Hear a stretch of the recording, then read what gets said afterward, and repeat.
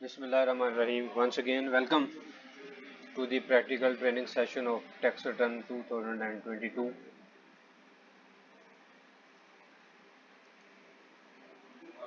ये है जी, हमने जो पहले सेशन में डिस्कस किया वो हमारी थी डिक्लेरेशन न्यू में हम गए और हमने ये चीज़ चेक की सैलरी कि एक ऐसा पर्सन है, ऐसा फ़र्द है, इंडिविजुअल है जिसकी सिर्फ सैलरी इनकम है और सैलरी इनकम के ऊपर उसके एम्प्लॉयर ने टैक्स काट लिया या उसने नहीं काटा और उसको कितना टैक्स जमा करवाना पड़ेगा।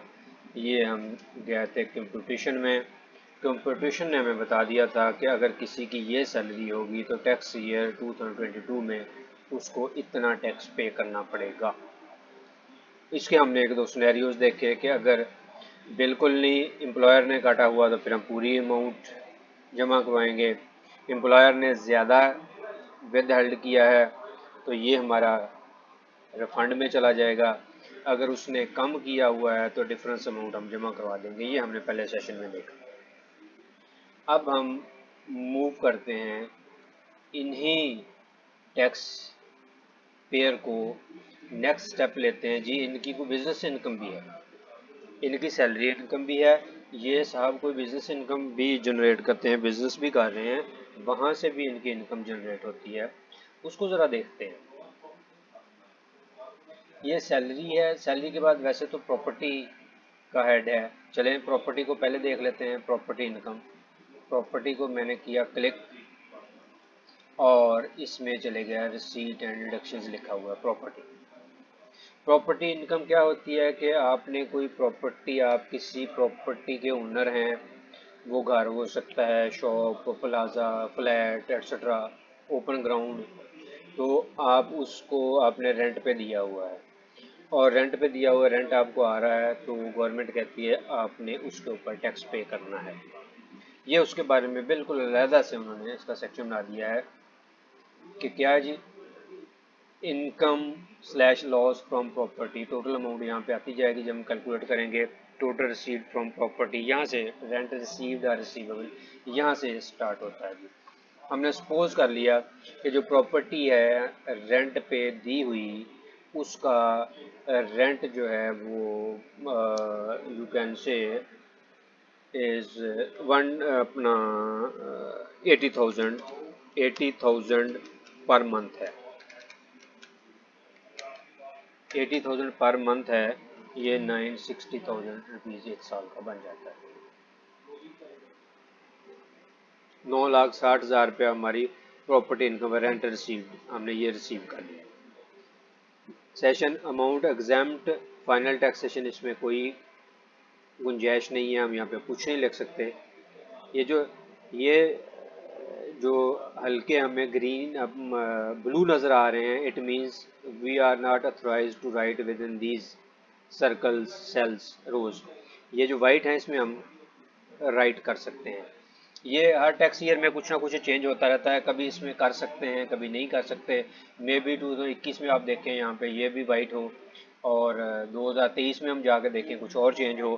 पर ये बेसिक फॉर्मेट में है, जिस तरह से फाइनेंस एक्ट में चेंज आती है तो ये इसको डिसेबल कर देते हैं। ये बेसिकली तौर पर डिसेबल हुए हुए हैं जिसमें हम लिख नहीं सकते।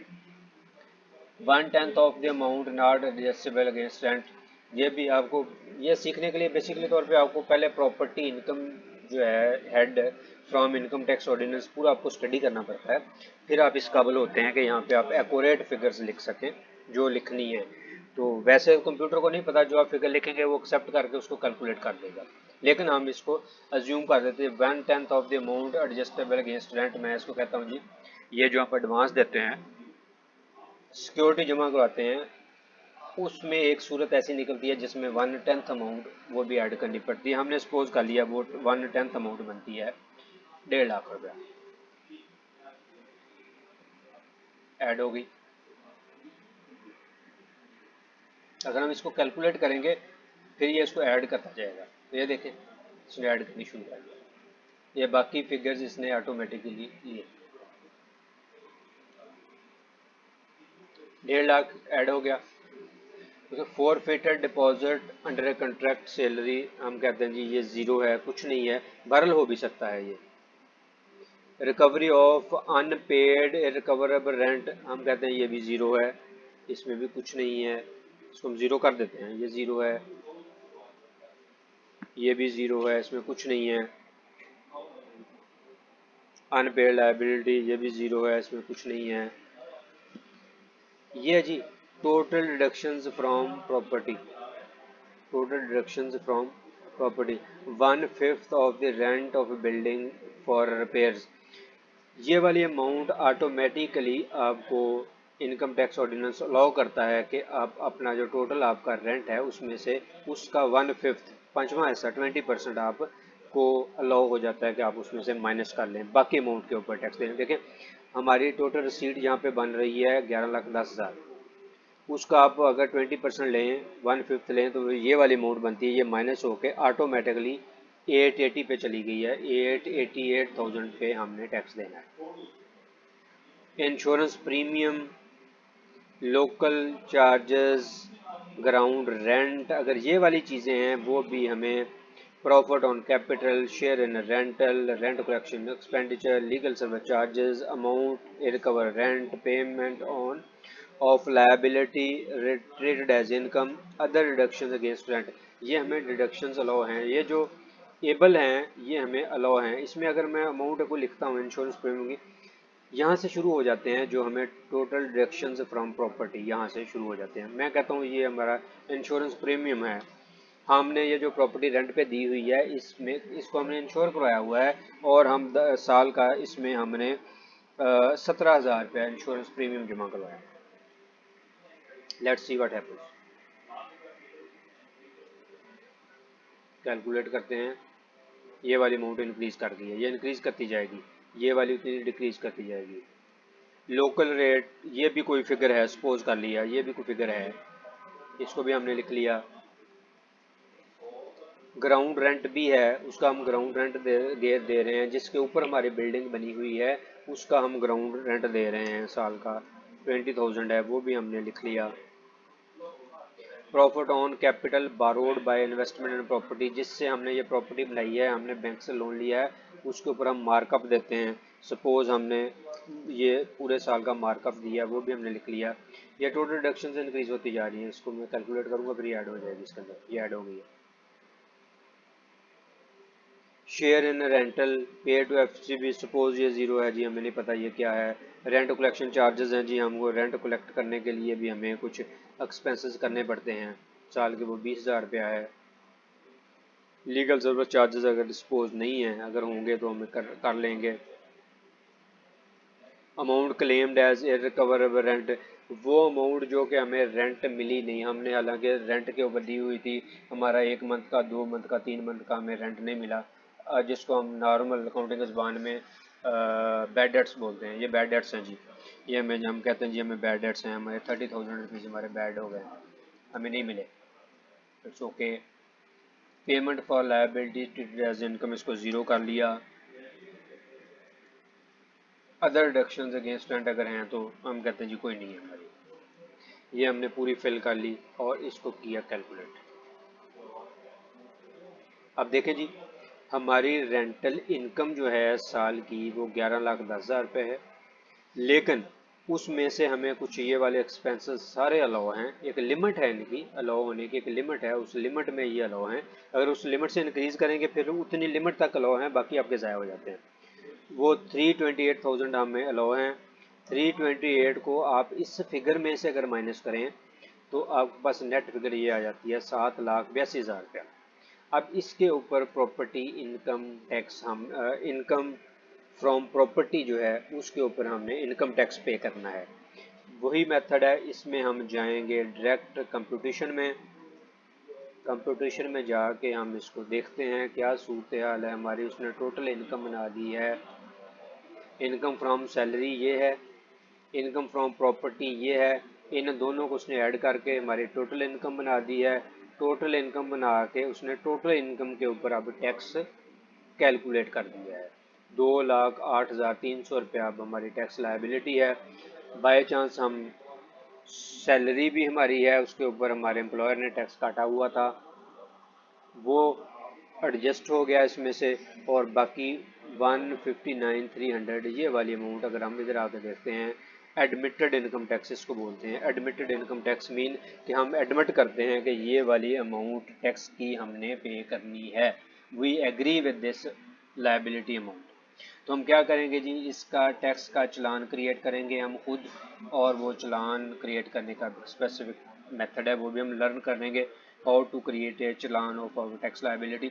उसको हम फिर स्टेट बैंक में जमा करवा देते हैं, डायरेक्ट हम ऑनलाइन बैंकिंग से जमा करवा देते हैं, तो फिर हमारी ये लायबिलिटी ज़ीरो हो जाती है, टैक्स का चालान हमारे सिस्टम में ऑटोमेटिकली आ जाता है। फिर हम ये रिटर्न को सबमिट कर देते हैं। फिर ये वो इसका वही तरीका है, फिर हम इसको सेव करते हैं। फिर इसमें से वो हमें एक दो इन्फॉर्मेशन पूछता है, कोई अटैचमेंट है आप अटैचमेंट कर दें, एट्रीब्यूट अगर लगाना है इसको एट्रीब्यूट लगाएं, फिर इसको वेरीफाई करें। वेरीफाई पर अगर मैं टैग खोलूँ तो ये इस टाइप का खुलता है, इट्स ओपनिंग वेरीफाई टैब, ये कि ये मिस्टर हैं, ये इनका NIC नंबर है, ये अपना पिन यहाँ पे लगाएंगे, पिन जस्ट लाइक पासवर्ड, फिर इसको वेरीफाई करेंगे, देन ये इस काबिल होगा कि इसको खोला जाए। हम बैक चलते हैं, हम अभी इसको सेंड नहीं कर रहे, वी आर जस्ट लर्निंग। ये हम सारी ये बैक पे आ गया, इसको दोबारा खोलते हैं, एडेड पे गया है और हम उसी जगह पे आ गए। ये हमारी इनकम फ्रॉम सैलरी थी, ये हमारी प्रॉपर्टी इनकम,